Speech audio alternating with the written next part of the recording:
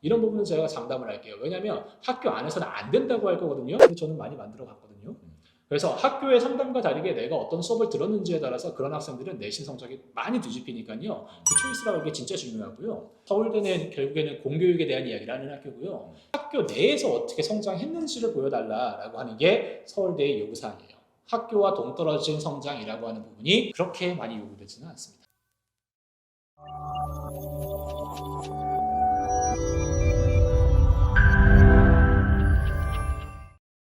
대입 수시의 모든 것을 알려드리는 아토즈 아카데미의 소성준입니다. 오늘 같은 경우에는요, 26학년도 서울대 1차 합격생들 데이터, 저희 아토즈마의 데이터를 통해서 1차 합격생들의 분석을 여러분들께 다 공개해 드리려고 합니다. 그래서 오늘은 아토즈 서울대 대표 강사인 신윤진 선생님과 말씀 나눠보겠습니다. 안녕하세요. 아토즈 아카데미의 신윤진 강사입니다. 네, 일단 선생님께서 서울대 1차 합격생을 두 가지로 이제 구분해서 설명을 해주신다고 하셨는데, 첫 번째 내신이 가장 중요하잖아요. 내신부터 어떤 기준점을 잡으면 좋을지 한번 설명해 주시면 좋을 것 같습니다. 내신의 경우에서는 사실 이 숫자만 기억해 주시면 좋을 것 같아요. 1이요. 너무 너무 당연한 이야기죠. 일단 가장 기본적으로 석차에서 1이라고 하는 숫자가 되게 필요합니다.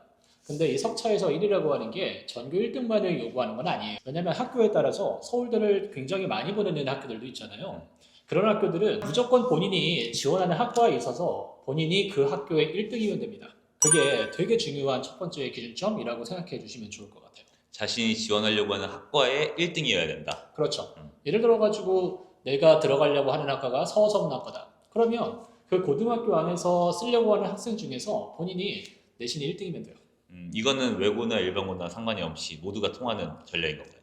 근데 보통은 외고에서 그리고 자사고, 특목고 이런 데서 이야기를 하겠죠. 왜냐하면 일반고 같은 경우에서는 사실 전교 1등 아니면 쓰기가 어렵잖아요. 그렇죠. 그렇기 때문에 어느 학과를 쓴다고 하더라도 전교 1등 혹은 2등 여기에서 쓸 수밖에 없는 거고요. 외고 같은 경우에서는 이런 식으로 내가 쓰려고 하는 학과에서 내가 무조건 1등으로 쓴다. 이런 전략이 가장 중요한 전략이라고 생각해 보시면 좋을 것 같아요. 다만 여기에서 벗어나는 학과가 있다고 하면 경영학과, 경제학과 그리고 자전 이런 데는 인원을 굉장히 많이 소화하잖아요.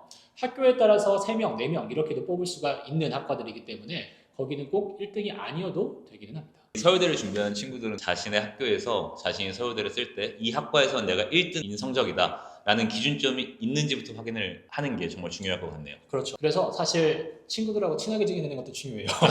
왜냐면 지금 2학년이 끝나온 상태에서 너가 어디를 갈지 이런 것들이 다 좀 미궁 속에 빠져 있잖아요. 그러다 보니까 좀 학교 안에서도 원활한 소통이 이루어지면 좋겠고요.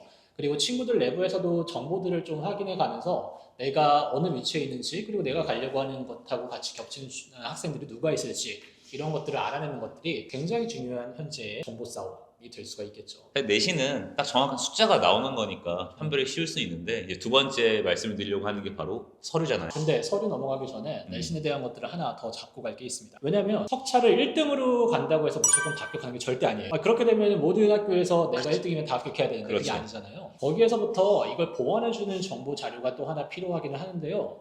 여기에서 모두가 다 내신이 1.7이다, 2.0이다 이렇게 놓고 보면은 가장 좋은 비교가 되긴 하겠죠. 근데 이러면은 비교가 안 되는 게 뭐냐면 학교의 상황에 따라서 학교끼리의 비교가 사실은 잘 안 돼요. 그래서 아까 제가 말씀드린 석차라고 하는 건 학교 내에서 비교라고 한다면 학교끼리의 비교를 위해서 확인해야 될 데이터가 하나 정도는 더 있다고 생각이 들어요. 바로 뭐냐면요. 변환 점수, Z 점수라고 하는 것들을 좀 한번 확인해 보면 좋을 것 같습니다. 이게 절대적인 기준은 사실은 되어주지는 못하는데요. 어느 정도의 기준은 좀 되어주긴 하더라고요. 거기에서 저는 이런 얘기를 하고 싶어요. 학교라고 하는 것들을 그룹을 좀 여러 개로 묶으면 좋을 것 같아요. 그룹이 1, 2, 3, 4 이렇게 나누어 볼 수가 있을 것 같은데 일단 가장 기본적인 그룹을 하나 잡고 할게요. 서울이나 혹은 경기권 이런 학교들을 놓고 봤을 때 서울대 1차 합격생이 15명에서 25명 사이가 되는 학교들이 있어요. 서울권에 있는 이제 흔히 말하는 4대 외고라고 하죠. 그거를 제외한 다른 외고들 그리고 또 경기권에 있는 거의 대부분의 외고들 이런 데가 이제 기준점이 되어지는데 거기에서 이 변환 점수의 평균을 1.0이라고 놓고 보면은 어느 정도는 맞더라고요. 1.0의 점수를 가지고 있는 학생들 같은 경우에서는 이제 인문대학이라고 하죠. 인문대학을 들어가는 데 있어서 가장 최저의 점수라고 생각해 보면 좋을 것 같아요. 물론 평균이 이것보다 높습니다. 하지만 적어도 이 정도의 점수 이상은 되어야지 1차에서 떨어지지 않는다라고 이야기를 해볼 수는 있을 것 같습니다. 거기에다가 이제 뭐 흔히 말하는 4대 외고라고 하는 학교들은 마이너스 0.1을 빼면은 어느 정도 맞아떨어지고요. 그리고 또 서울대를 보내는 학생들이 이제 10명 내외인 학교들이 있잖아요. 그런 학교들은 0.1을 더하면은 좀 어느 정도 맞고, 또 지방의 외고 같은 경우에서는 0.2 필요에 따라서 0.3 정도를 더하면 내가 1차가 합격될 수 있는지 아닌지에 대한 어느 정도의 기준점은 되어지긴 합니다. 그리고 거기에다가 하나가 더 있어요. 이 숫자라고 하는 것들이 학교에 따라서 이제 플러스 0.1, 마이너스 0.1 이런 차이도 있기는 하지만 학과에 따른 차이도 있어요. 왜냐면은 서울대 같은 경우에서는 인기학과가 있고 상대적으로 또 서울대만 원하기 때문에 가게 되는 학과 이런 쪽이 있잖아요. 보통 인기학과라고 한다면 정치외교학과나 아니면 뭐 경제, 경영, 자전 이런 쪽을 생각을 하게 될 텐데, 그런 사회과학대 상경계열 같은 경우에서는 또 플러스 0.1은 해줘야 됩니다. 다시 말하면 내가 경기권에 뭐 1차 합격되는 학생이 뭐 10명 네. 내외인 학교인데 내가 정예과를 가고 싶다. 그러면은 그 변환 점수가 적어도 1.2 이상은 나와야지 1차에 합격할 수 있는 기준점은 된다. 이렇게 생각을 해보시면 좋을 것 같다는 거죠.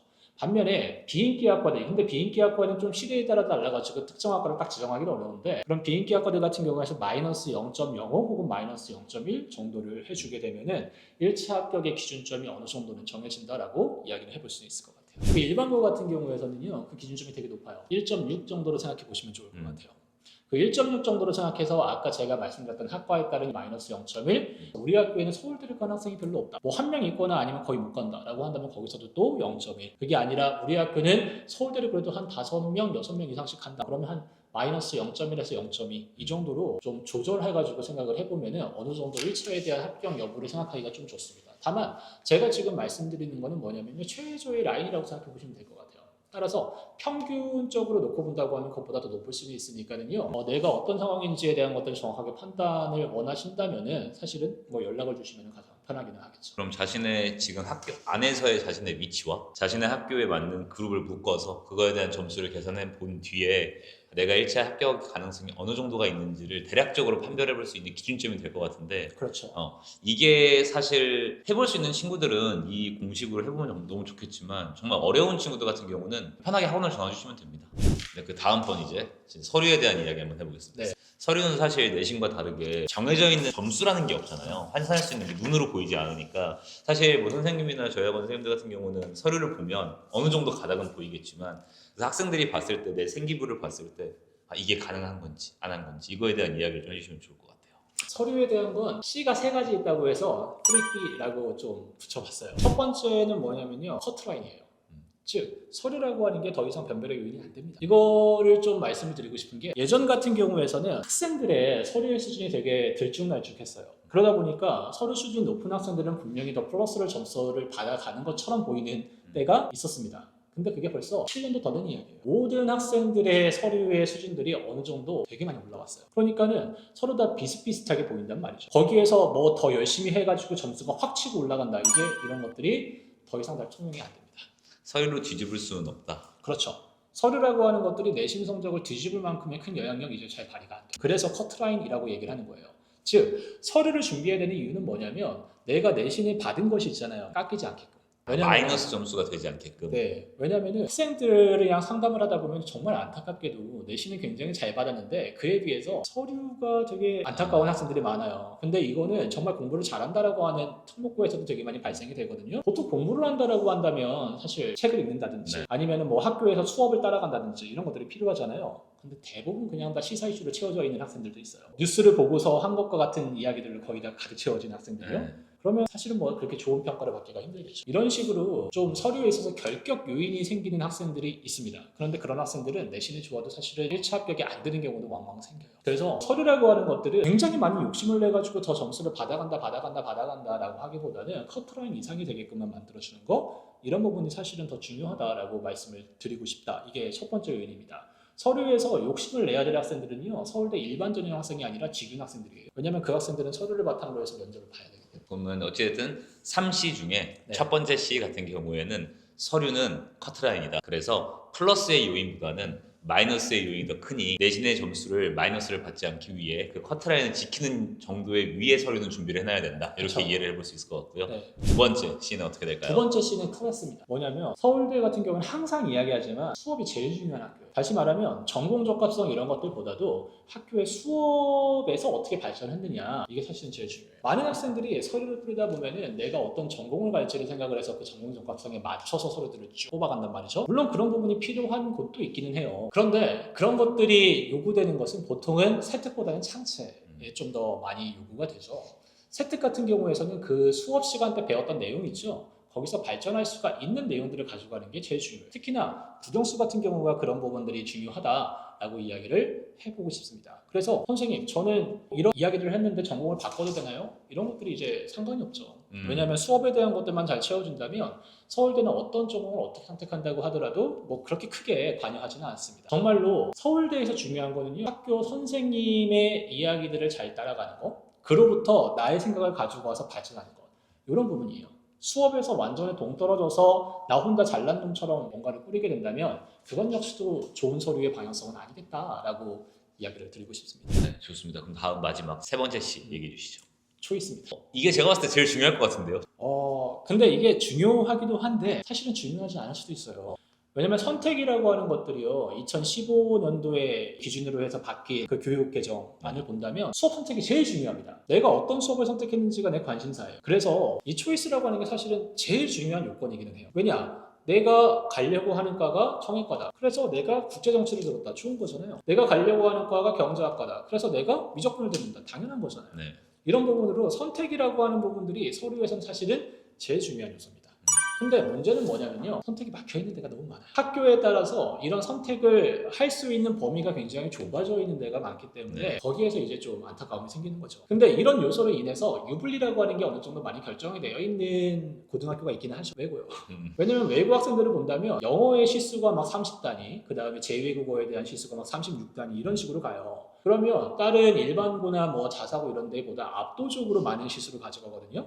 그래서 어문계열에서 유리한 거죠. 그리고 또 그런 점들 때문에 인문대학을 갈 때 유리한 측면들이 있게 되는 거고요. 어떤 선택을 했는지, 내가 어떤 수업을 많이 들었는지 이런 요소들이 지원의 유불리에 있어서 이미 어느 정도 많이 결정이 되어 있다. 이렇게 얘기를 하고 싶어요. 근데 다만 여기에서부터 좀 벗어나 있는 학교들이 있기는 합니다. 전국 단위에 있는 자사고들 같은 경우에는 본인이 스스로 수업을 선택할 수가 있는 학교들이 그래도 있거든요. 그런 데에서는 내가 어떤 수업을 많이 들었는지에 따라서 내가 전공을 선택한다면 진짜 좋은 결과가 나와요. 이런 부분은 제가 장담을 할게요. 왜냐하면 학교 안에서는 안 된다고 할 거거든요. 근데 저는 많이 만들어 갔거든요. 그래서 학교의 상담과 다르게 내가 어떤 수업을 들었는지에 따라서 그런 학생들은 내신 성적이 많이 뒤집히니까요. 그 초이스라고 하는 게 진짜 중요하고요. 그 다음에 일반고 학생들도 사실은 학교 내에서는 개설이 안 되더라도 외부 가서 듣고 오는 수업들이 꽤 있습니다. 그런 거 들으면요, 점수 되게 많이 도움이 돼요. 그래서 이러한 초이스라고 하는 부분들, 내가 어떤 수업들을 내가 스스로 선택해서 들었는지 서류에 대한 기록들보다 훨씬 더 중요하다. 왜냐면 그래야지만 그 수업에 맞게끔 세특을 쓸 수 있잖아요. 그래서 이런 요소가 서류에 있어서 중요한 부분이다라고 얘기를 하고 싶습니다. 제가 근데 두 번째 씨랑 세 번째 씨를 잘 들어보니까 결국은 서울대는 본인이 선택한 수업, 그 수업에서 정말 어떻게 발전시켰는지 이 수업에 대한 게 정말 너무 중요한 거예요. 그렇죠. 서울대는 결국에는 공교육에 대한 이야기를 하는 학교고요. 학교 내에서 어떻게 성장했는지를 보여달라라고 하는 게 서울대의 요구사항이에요. 학교와 동떨어진 성장이라고 하는 부분이 그렇게 많이 요구되지는 않습니다. 오늘은 그래서 26학년도 서울대학교 1차 합격생들에 대한 데이터를 가지고 어떻게 준비를 하는 게 학생들에게 도움이 될지, 이제 27학년도 서울대를 준비하는 친구들 위해 이런 영상을 찍어봤고요. 저희가 앞으로도 서울대나 뭐 다른 학교들에 대해서 계속해서 영상이 올라갈 거고, 이거 관련해서 서류라든지 자신의 내신에 관련해서 생기부를 꾸려가면 좋을지 고민하는 학생들이 있다면 학원으로 언제든지 전화를 주시거나 아래 고정 댓글에 있는 상담 신청서를 통해 상담을 남겨주시면 저희가 연락드려서 상담 도와드리도록 하겠습니다. 그럼 저희는 또 더 좋은 영상으로 만나뵙도록 하겠습니다. 다음번에는 이제 이런 뭉뚱그려진 이야기를 넘어서서 학과별로 기회가 된다면 또 말씀을 드려볼게요. 그럼 다음 영상에서는 저희가 서울대 학과별로 만나뵙도록 하겠습니다. 감사합니다. 예, 감사합니다.